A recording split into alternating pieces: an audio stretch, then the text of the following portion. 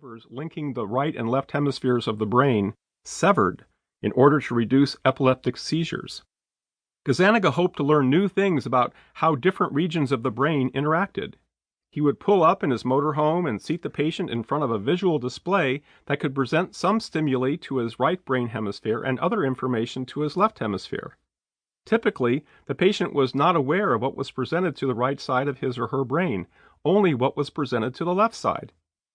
In some studies, the researchers would present visual commands such as walk to the right brain hemisphere, and the patient would immediately push his chair back from the computer table and start to leave the testing room. Asked where he was going, he'd say something like, "Going to my house to get a soda."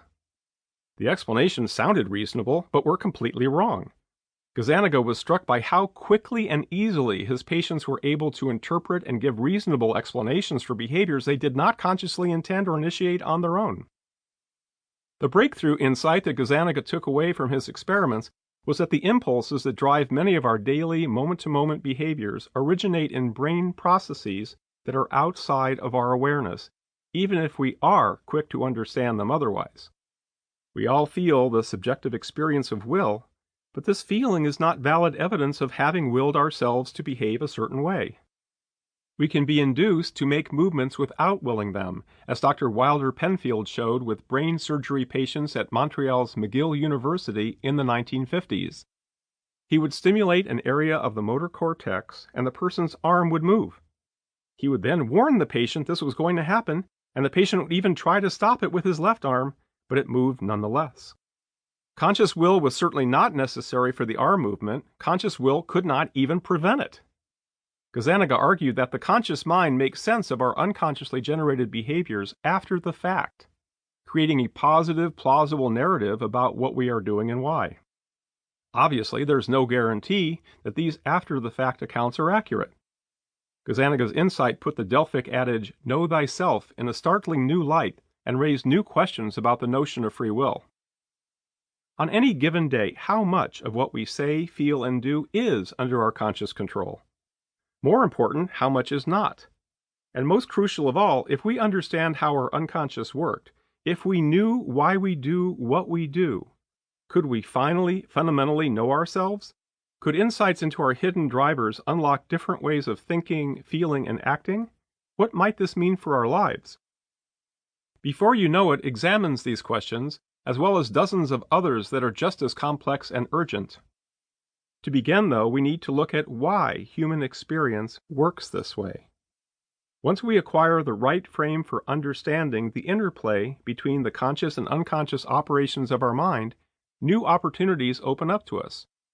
We can learn to heal wounds, break habits, overcome prejudices, rebuild relationships, and unearth dormant capabilities. This, to invoke two more Led Zeppelin songs, is when transformative possibilities stop being over the hills and far away and begin to appear in the light. We know what we don't know. My brother-in-law Pete is a rocket scientist. Literally. He and I grew up in small-town Champaign together, and then he, my sister, and I all did our undergraduate work together at the University of Illinois. When I went on to the University of Michigan for my postgraduate work, he joined the Navy and became an expert in antenna-guided missile systems. He's very smart. I had been teaching at New York University for a few years in the 1980s when I went to spend a couple of weeks with my family at our little cabin in Leelanau County, Michigan, popularly called the Little Finger of the state. In the winter, this part of the country is a cold, forbidding expanse of snow-covered fields and gray skies, but during the summer, it is twinkling lakes with Caribbean-colored waters, sand dunes rolling with happy kids, and smoky barbecues and fish boils set against sunsets over emphatically green trees. My dad bought our little unheated cabin when we were kids, and we spent our entire summers there for many very special years. On one particular day, the lake's surface was calm except for the occasional ripples that came from silent, unfelt winds. It was the perfect respite from noisy New York City, where I spent the other 50 weeks of the year. My brother-in-law and I were both early risers, so we sat in the screened-in living room having coffee, taking in the morning light. "So tell me about the latest and greatest findings in your lab," he said. I explained how we were finding that conscious awareness and intention